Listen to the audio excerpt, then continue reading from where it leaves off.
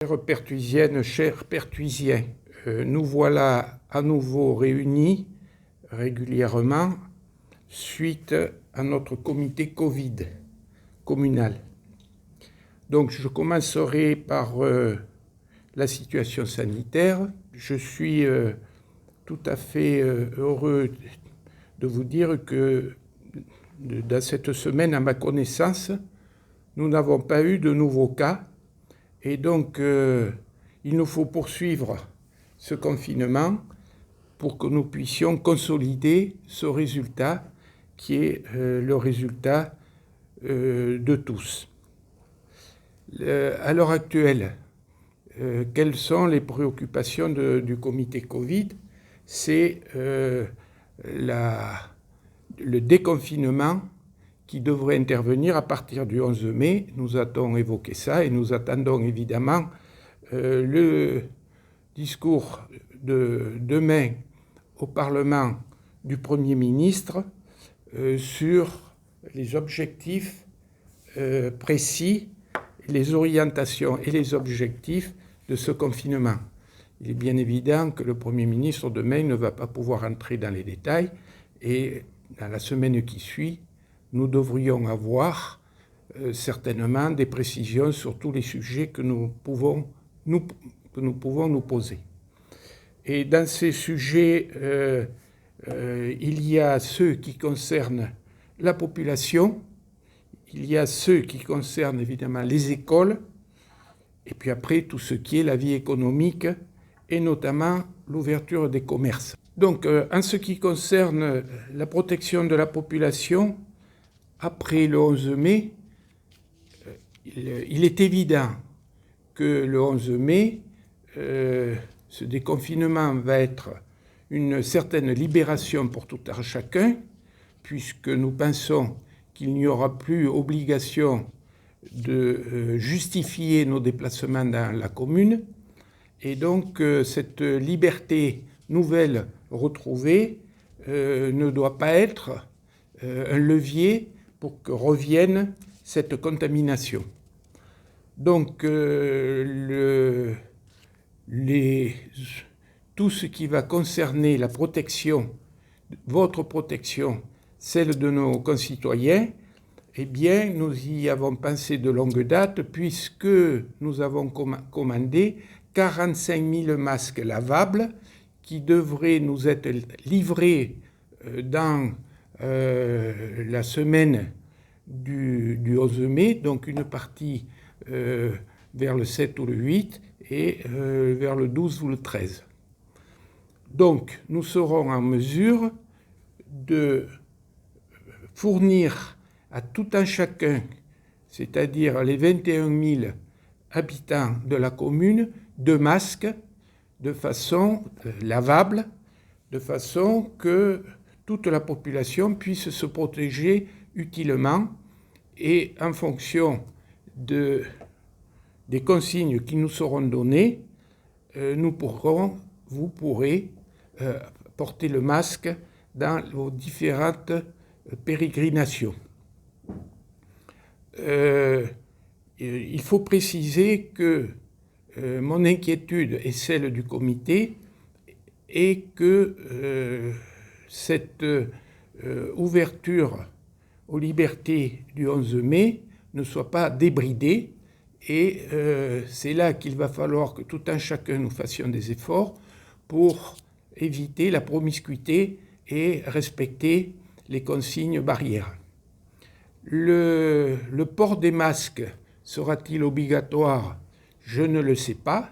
On a évoqué les transports, mais peut-être comme dans d'autres pays de l'Europe, voire au niveau mondial, le port des masques dans de nombreux pays est obligatoire. Le gouvernement va-t-il prendre cette décision?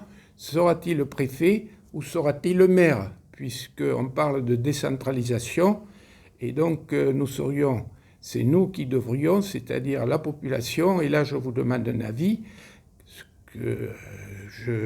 nous sommes en train d'y réfléchir, mais votre avis est important, de voir ce qui va se passer après le 11 mai, et en fonction de ça, peut-être que le masque pourrait être obligatoire, le port des masques pourrait être obligatoire.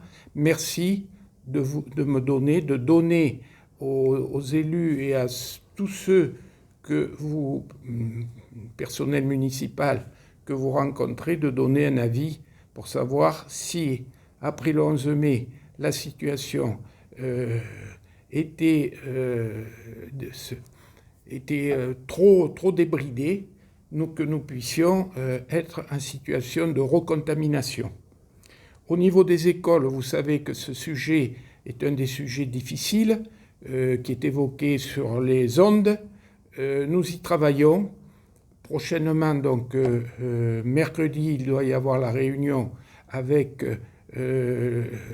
l'inspecteur d'académie et les directeurs des écoles. Suite à ça, nous envisageons de mettre au point une charte avec tous les éléments qui devront être respectés dans nos écoles et à la cantine. On pense que il sera, compte tenu qu'il n'y aura pas une totalité des élèves qui seront présents, il sera possible de s'organiser, peut-être avec difficulté, mais en mettant la commune aujourd'hui a fait tout le nécessaire pour la désinfection des classes, pour que tout ce qui va concerner cette sécurité sanitaire soit mis en œuvre, que ce soit avec le personnel communal qu'avec les enseignants. Donc, le troisième point où nous devons faire preuve d'imagination avec les autorités, notamment du préfet, si nous avons cette liberté d'action, ça va être au niveau de l'ouverture des commerces, puisque là, tous les commerces ne pourront pas, ou ça sera très difficile, à ce qu'ils s'organisent pour faire en sorte qu'il n'y ait pas cette cohue ou cette promiscuité. Et donc, la réflexion s'organise aussi à ce sujet et nous souhaitons que chacun des commerces nous fasse des propositions pour qu'ils puissent ouvrir dans les meilleures conditions. Malgré tout ça, la vie se poursuit à Pertuis. Et je dois remercier toute l'équipe de la municipalité, du personnel qui participe et poursuit l'activité, les activités que vous connaissez, propreté, tout ce qui concerne les espaces verts, la sécurité. Donc à tout ce personnel qui est en rotation, grand merci. Se poursuit aussi l'action du CCAS pour les personnes qui se trouvent en difficulté. C'est quelque chose qui nous tient à cœur et nous sommes là aussi pour la distribution des colis et pour tout ce qui concerne les personnes qui ont fait appel par le passé au CCAS. Donc merci aussi au CCAS et aux associations qui se mettent en quatre pour apporter à ceux qui ont des difficultés leur pierre.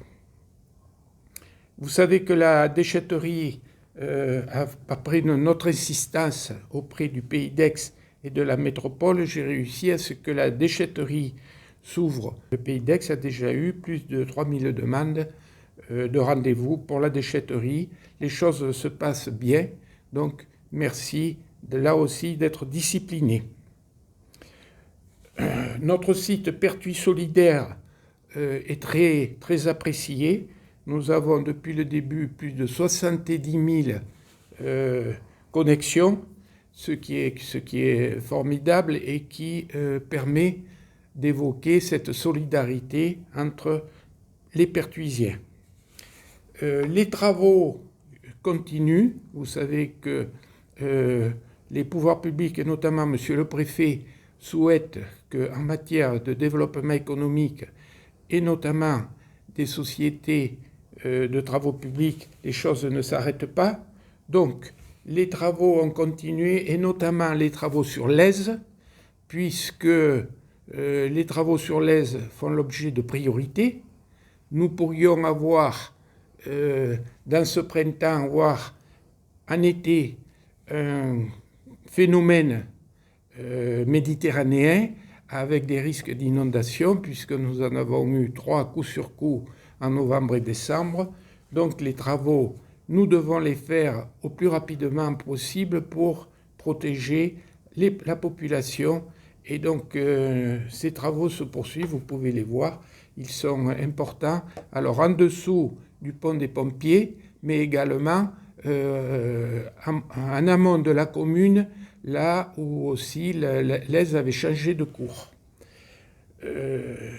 J'ai organisé vendredi dernier une réunion avant le comité Covid qui a d'informations pour tout ce qui concerne notre secteur économique, avec les rencontres des associations d'entrepreneurs, de commerçants, avec des liaisons visuelles, télévisuelles avec la Chambre des métiers et la Chambre de commerce. Donc nous avons pu évoquer toutes les mesures qui ont été prises au niveau national, au niveau régional et au niveau de la métropole.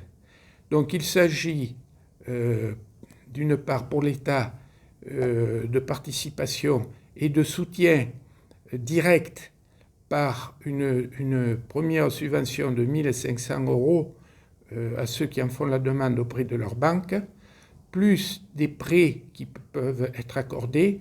Et en ce qui concerne la région, la métropole, il y a plusieurs prêts à 0% qui sont organisés pour pouvoir très rapidement apporter le soutien à la trésorerie de nos entreprises, de nos commerces. Prochainement aussi, je vais organiser une rencontre avec les responsables de nos associations culturelles et de nos associations sportives qui se posent évidemment beaucoup de questions quant à leur avenir. Évidemment, on se les pose tous, ces questions. Les pouvoirs publics maintenant commencent à se rendre compte que l'incertitude est de mise et qu'en fonction de ça, il faut être capable de naviguer à vue, c'est-à-dire de prendre des décisions intelligentes au fur et à mesure de l'évolution de l'association. C'est certainement le mot de la fin d'aujourd'hui.